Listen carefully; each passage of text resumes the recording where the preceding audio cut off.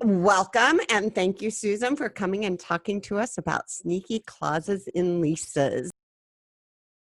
Let's say you signed a 5-year lease and you're at the end of your lease and you've been really successful, and instead of leasing, you're going to go ahead and you've bought an office condo and you're going to be moving into that office condo. But guess what? The construction's been delayed. So you need to stay in your current space or hold over for a period of time until your new space is ready, right? And this can be in the case of a lease also, but the classic is going from a lease situation to a purchase situation. So there is a clause in your lease called a holdover clause, and a standard holdover clause is 150%. And what that means is that you will pay 115% of your last rent in order to stay over at the landlord's sufferance. So the landlord is suffering with you remaining in the space.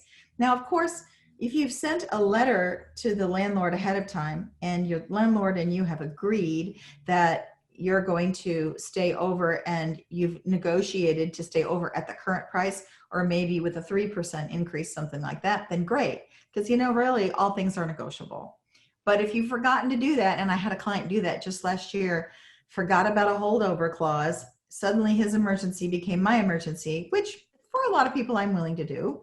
But he was paying 150%, thank goodness, of the previous rent, but it was really costing him a pretty penny, and he was super stressed out. And so we got him into another space really fast.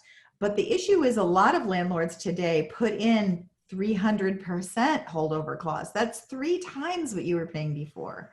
That's a big number, and that's not standard in the industry. So we generally change that back to 150. That kind of tells the landlord too that someone's paying attention. So that's important. Does that make sense, Lisa? Yes, that's and that's one of those things that most people just gloss right over, and Yeah. you've got a non-represented buyer when you see those in leases. Mm-hmm. Exactly. And Kind of a red flag. yes.